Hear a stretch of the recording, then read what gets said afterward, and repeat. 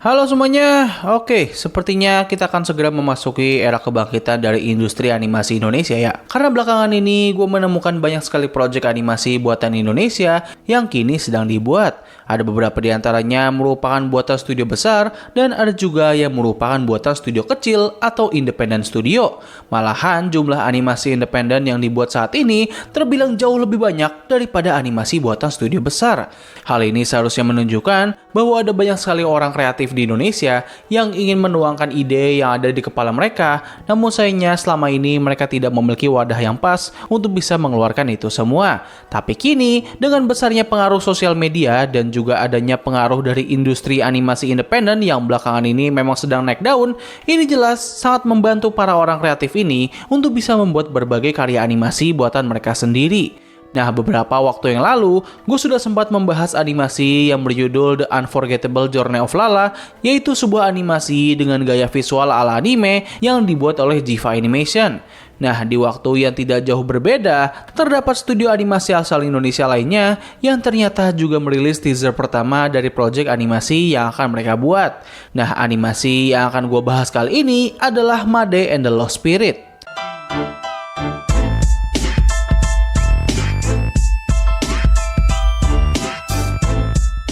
Made and Lost Spirit merupakan sebuah proyek animasi yang dibuat oleh studio animasi asal Bali yang bernama LYS Animation Studio. LYS atau nama panjangnya adalah Love Yourself ini merupakan sebuah studio animasi independen yang pertama kali didirikan pada tanggal 1 Januari tahun 2024 lalu. Founder atau pendiri dari studio ini adalah seorang mahasiswa yang bernama Ida Bagus Istakrisna, yang mana beliau sendiri dikatakan telah memiliki pengalaman dalam bidang animasi sejak masa SMK, serta ia juga pernah bekerja di sebuah studio animasi yang cukup besar yang bernama Brown Bag Films. Yap, ini adalah studio animasi yang telah membuat berbagai macam serial kartun seperti Camp Like Bottom, The Stinky and Dirty Show, Doc Mistafen, dan masih banyak lagi.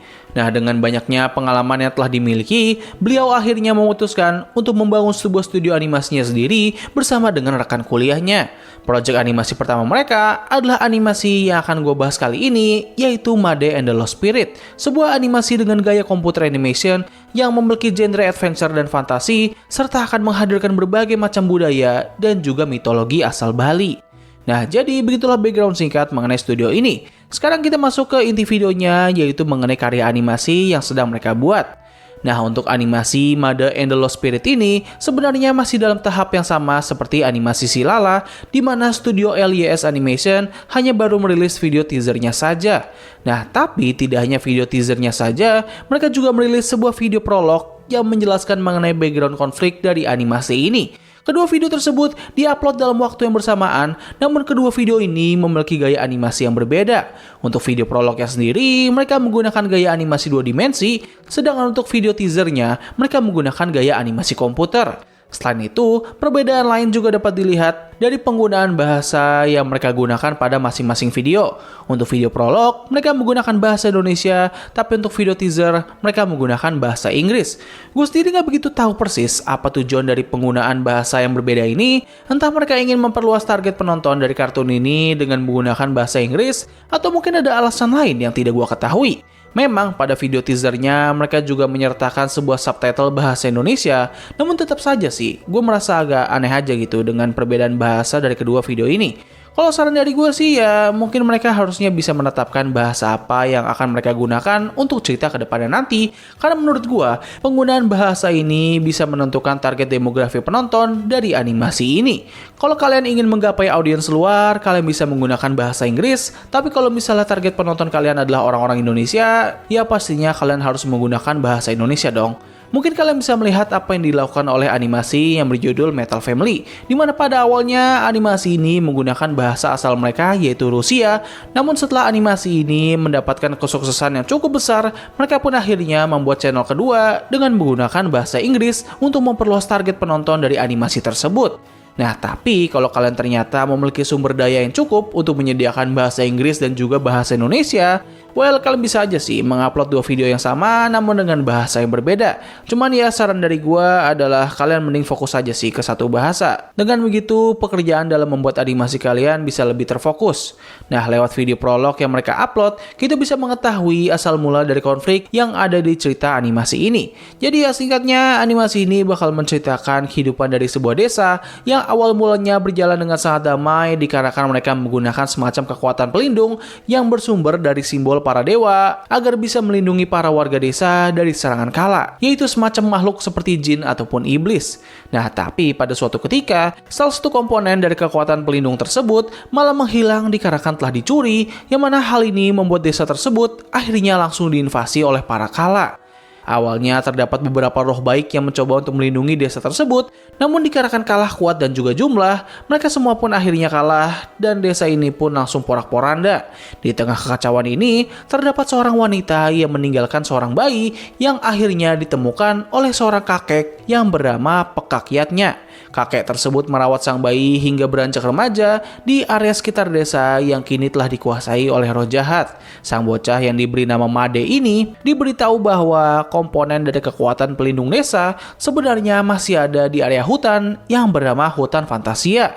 Setelah mengetahui hal ini, Made langsung pergi ke sana dan sampai di sebuah pura yang mana hal ini mempertemukan Made dengan seekor roh baik yang bernama Dharma. Roh baik ini akan mengantarkan Made untuk bisa menemukan komponen-komponen yang hilang dan akan mengembalikan desa mereka menjadi seperti dulu kala. Nah, jadi begitulah background cerita dari animasi si Made and the Lost Spirit. Sebuah cerita yang bisa dibilang cukup simpel dengan skala dunia yang tidak terlalu besar. Pemilihan dunia yang tidak terlalu besar ini merupakan sebuah keputusan yang sangat bijak karena dengan begitu mereka dapat meminimalisir adanya plot hole yang besar. Selain itu, dengan cerita yang sesimpel ini, seharusnya ini bisa mempermudah mereka dalam membuat sebuah cerita yang terstruktur dan juga rapih. Overall untuk pemilihan ceritanya, gue sangat suka sih. Untuk animasi dari video prolognya sendiri, sebenarnya ini sudah merupakan sebuah video animasi yang lumayan bagus. Memang animasinya nggak memiliki pergerakan yang halus, namun untuk sebuah video yang menjelaskan mengenai background cerita, gue rasa ini sudah sangat bagus sih. Karena dengan begini mereka bisa menyimpan tenaga dan juga sumber daya mereka untuk bisa menghasilkan kualitas yang lebih bagus lagi ketika akan memasuki cerita utama. Selain dari animasi yang bagus, desain karakter pada animasi ini pun juga terbilang sangat oke. Gue sangat suka dengan pemilihan dari desain karakternya yang lebih ke arah kartunis ketimbang anime. Desain dari karakter utamanya sendiri pun juga terbilang sangatlah menarik dan seharusnya mudah disukai oleh para penonton. Ya untungnya desain yang mereka pilih ini nggak sama seperti animasi sebelah ya, yang mana desain karakter utamanya sendiri tuh kayak apa ya, kayak kurang banget gitu.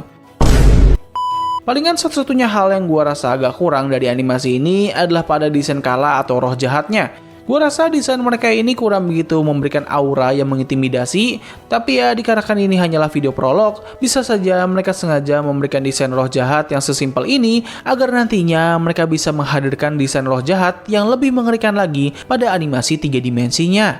Nah, tadi barusan adalah pembahasan mengenai video prolognya yang menggunakan gaya animasi 2 dimensi. Sekarang kita masuk ke video teasernya yang menggunakan gaya animasi komputer.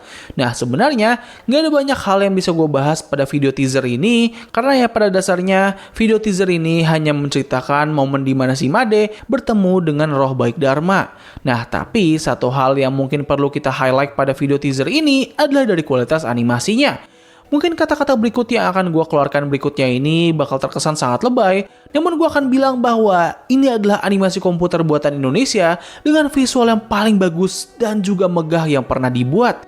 Kayak seriusan coy, gue yakin kalian semua sadar bahwa salah satu kekurangan terbesar yang dimiliki oleh animasi-animasi komputer buatan negara kita adalah dari aspek pencahayaan dan juga detail tekstur. Kebanyakan animasi-animasi komputer yang kita miliki saat ini jarang sekali menambahkan aspek tersebut, yang mana hal ini membuat kebanyakan animasi-animasi itu menjadi terlihat seperti masih belum selesai. Nah, tapi untuk animasi Made and the Lost Spirit, mereka justru malah menambahkan semua aspek yang jarang diperhatikan oleh animasi-animasi komputer di negara kita. Visualnya tuh cakep banget, teksturnya pun juga sangat detail, dan pencahayaan pada animasi ini pun juga terlihat cukup imersif. Udah gitu ada beberapa efek tambahan yang membuat animasi ini sudah seperti animasi dengan budget yang sangat mahal. Nah, kalau harus dibandingkan, kualitas animasinya ini sudah hampir setara dengan animasi Murder Drone, yang mana seperti yang kita tahu, Murder Drone merupakan salah satu kartun independen dengan gaya animasi komputer dengan visual yang sangat memukau.